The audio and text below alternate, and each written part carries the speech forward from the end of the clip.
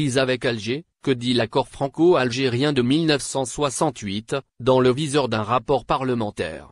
Depuis plusieurs mois, les relations diplomatiques entre la France et l'Algérie se dégradent. Les députés macronistes, Mathieu Lefèvre et Charles Rodwell, ont récemment présenté un rapport parlementaire, remettant en cause l'accord signé entre les deux pays en 1968. Ils proposent de mettre fin au statut unique conféré aux Algériens en matière de circulation, de séjour, d'emploi et de protection sociale. La fin d'une ère. Ces derniers mois, les relations entre la France et son ancienne colonie l'Algérie se sont considérablement dégradées, en cause notamment, l'incarcération de l'auteur Boualem Sansal ou le refus d'Alger de récupérer ses ressortissants expulsés par Paris comme l'influenceur algérien Doualem. Preuve de ces tensions diplomatiques, les députés macronistes, Mathieu Lefèvre et Charles Rodwell, ont récemment présenté un rapport parlementaire, proposant de mettre fin au statut unique conféré aux Algériens en matière de circulation, de séjour, d'emploi et de protection sociale. Ce statut crée une rupture d'égalité qui fragilise notre ordre juridique et entraîne un surcoût important pour nos finances publiques, en raison d'un coût de traitement pour l'administration et à travers les prestations sociales par exemple, affirment les auteurs du rapport. Ils avancent une évaluation de l'ordre de 2 milliards d'euros, mais soulignent que l'estimation de ces surcoûts pour les finances publiques est imprécise en raison de l'absence voire de la rétention de données. En février dernier, un rapport du Sénat suggérait déjà d'ouvrir la voie à la dénonciation de cet accord. En pleine crise diplomatique, l'ancien ministre de l'Intérieur Bruno Retailleau avait également dit à plusieurs reprises son souhait de le remettre en cause. Que prévoit l'accord? Dans le détail, cet accord de 1968 prévoit pour les Algériens des conditions d'entrée en France particulières qui s'affranchissent du droit commun. Ainsi, le texte définit les modalités selon lesquelles un ressortissant algérien peut être admis à séjourner en France et à y exercer une activité professionnelle. Par ailleurs, le texte encadre les règles concernant la nature des titres de séjour et leur durée de validité mais aussi les conditions dans lesquelles les conjoints et les enfants mineurs des ressortissants algériens peuvent s'établir en France. Ainsi, les Algériens bénéficient de conditions d'entrée régulières sur le territoire et non de visa de long séjour.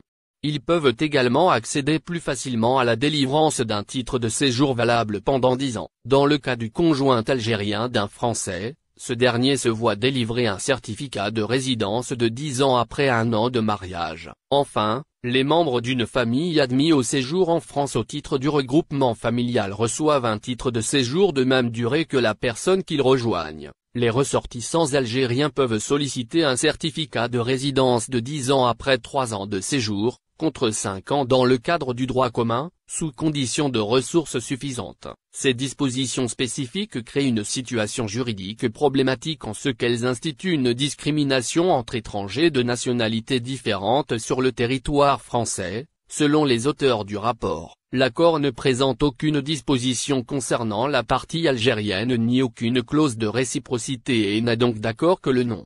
Il s'apparente, dans les faits, davantage à une déclaration unilatérale de la France, accusent-ils. Ils estiment que la dénonciation de l'accord est ainsi possible sans l'inscrire dans une opposition frontale et directe avec l'Algérie.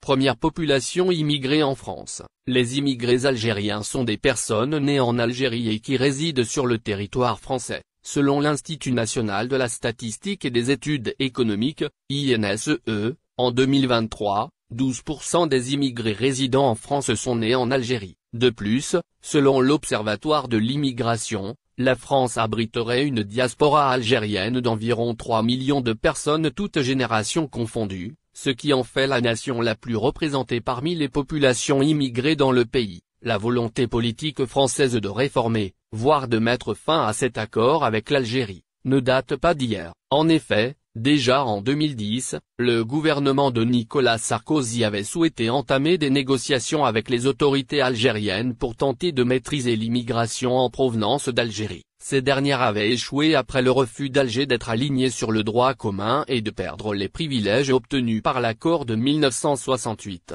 Pour obtenir gain de cause, le pays avait menacé de cesser sa coopération en matière de lutte contre le terrorisme en cas de recul sur ce point. Le Polisario, une dérive militariste et terroriste avec le général Saïd Changria, le président Abdelmadjid Tebboune et l'Iran, sous la bannière de la Sahara Presse Service, SPS, organe officiel de propagande du Front Polisario et du régime militaire algérien, les communiqués se succèdent, revendiquant ouvertement des attaques armées contre les forces armées marocaines. Depuis plusieurs mois, le mouvement séparatiste semble avoir franchi une nouvelle étape, celle d'une logique de guerre asymétrique, au mépris des États-Unis et des appels des pays de l'ONU au dialogue. Dans ses publications récentes, la SPS vante les exploits de ses unités armées. Le 8 octobre 2025, elle annonce « Des unités de l'armée populaire de libération sahraoui ont pris pour cible les bases des soldats de l'occupation dans le secteur de Mabès, infligeant de lourdes pertes en vie humaine et en matériel ». Un mois plus tôt, le 11 septembre 2025, un communiqué similaire revendiquait des bombardements contre les positions d'artillerie de l'armée d'occupation marocaine dans les régions d'Aouza et de Guelta. Le 25 septembre, d'autres attaques étaient proclamées contre des bases et tranchées ennemies dans le secteur de Farsia. Pour plusieurs observateurs, cette glorification de la violence marque une radicalisation idéologique du Polisario, qui cherche à maintenir la tension armée pour exister médiatiquement et politiquement. Dans les camps de Tindouf, situés dans le sud-ouest de l'Algérie, plusieurs sources concordantes rapportent une remobilisation militaire du Polisario depuis la rupture du cessez-le-feu de novembre 2020. Selon un rapport confidentiel de la gendarmerie nationale algérienne, les camps abriteraient désormais plus de 7000 combattants entraînés, bénéficiant d'un appui logistique et financier fourni par des circuits militaires algériens et iraniens. Des bases militaires algériennes, situées à proximité des frontières mauritaniennes et maliennes, constituent un point de passage stratégique pour des trafics d'armes, de carburant.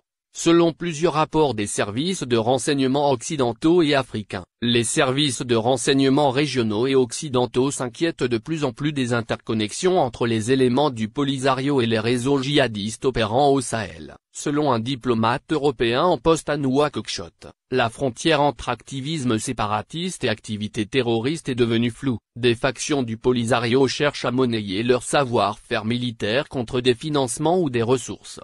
Cette dérive inquiète surtout les États voisins de l'Algérie. Pour les analystes, ces attaques et cette propagande ne sont rien d'autre que des provocations orchestrées depuis Alger qui soutient, arme et finance le Polisario afin de déstabiliser la région et d'entraver le processus politique mené par les Nations Unies et surtout les États-Unis. Selon un haut responsable onusien, ces soi-disant victoires militaires ne sont que des mises en scène. Mais derrière cette communication, il y a une vraie volonté de maintenir une tension chronique par le régime militaire algérien et de l'Iran par des mercenaires du Hamas, du Hezbollah libanais et des gardiens de la révolution iranienne, pour saboter la stabilité régionale et propager la doctrine du chiisme en Afrique du Nord et par la suite en Afrique.